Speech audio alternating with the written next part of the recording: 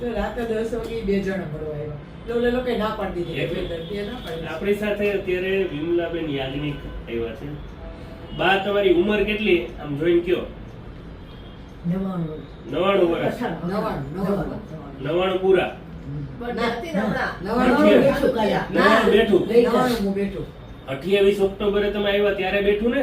ત્યારે તે દિવસે તમારો બર્થડે હતો. So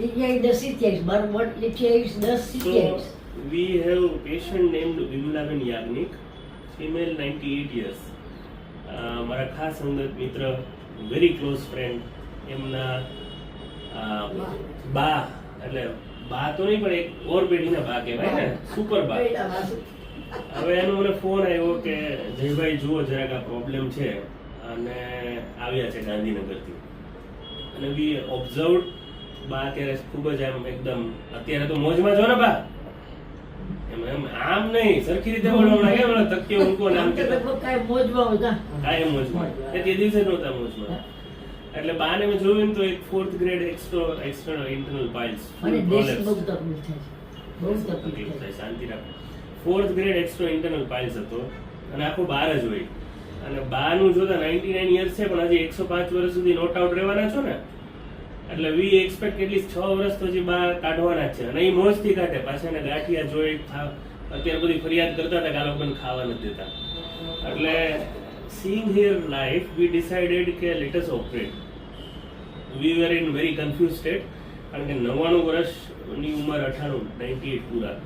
આની પહેલા અમે એક મોરબીના પેશન્ટનું કર્યું હતું, એમાં આવી જ કન્ડિશન હતી. અને કન્સેન્ટનો આમાં પ્રશ્ન ના હોય કારણ કે મારા ખાસ મિત્રના રિલેટિવ છે. એટલે વી ટુક અ ડિસિઝન કે ચલો ઓપરેટ કરીએ. અને we took a very bold decision. એનેસ્થેટિકને સ્ટેન્ડ બાય રાખી અને લોકલ એનેસ્થેશિયામાં ઓપરેશન કર્યું. બાને અમે કોઈ સ્પાઇનલ કે જનરલ નથી કર્યું. અને લોકલમાં લિથેટોમી પોઝિશન પાછી આવે નહીં બાને, સો વી એમને ટૂંકી ઓળાવીને અમે ઓપરેટ કર્યું. અને બા ઓપરેશન થઈ ગયા પછી એને દિવસે ઘરે હતા ને હતા. તમે તે દિવસે જ રજા આપી દીધી હતી ને? ઓપરેશન કર્યા પછી હાલીને તમે આરામથી ઘરે બેસીને ગયા હતા ને? સો બાને 4th ગ્રેડ પાઇલ્સ સરસ થઈ ગયું છે. હવે બાને dressing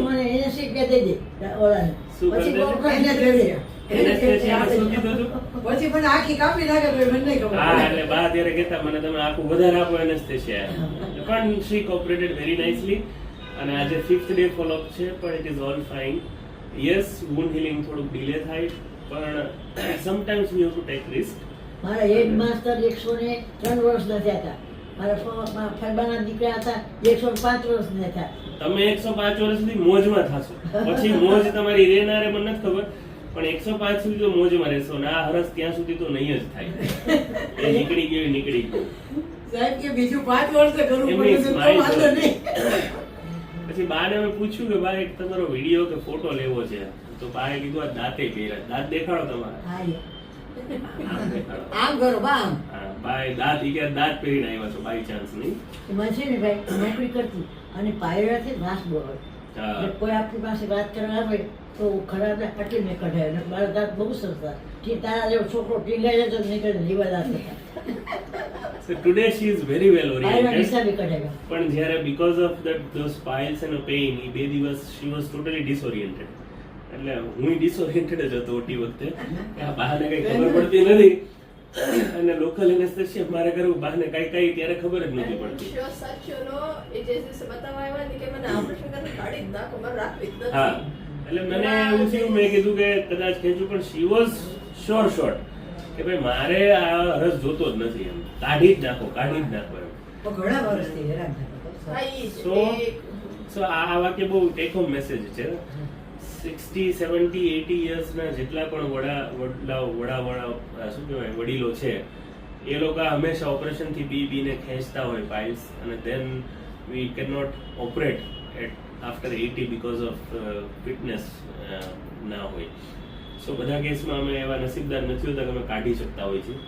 so this message is for all 60, 70, 80s કે જેને પાઇલ્સ હોય અને લોકો ખેંચતા હોય તો એને ખેંચો નહીં, એને સર્જિકલ એક્સિઝન કઢાવી નાખો. બધામાં બા જેવી ફિટનેસ નથી હોતી કારણ કે બધા બાની જેમ મોજમાં નથી હોતા. ના, યોગા, પ્રાણાયામ, સવારના પ્રભાતિયા, રોજ તો પ્રોગ્રામ છે. પ્રભાતિયા એક મોઢે છે, બધા ગાતા હોય, એવા સરસ લલકારે. કરજો.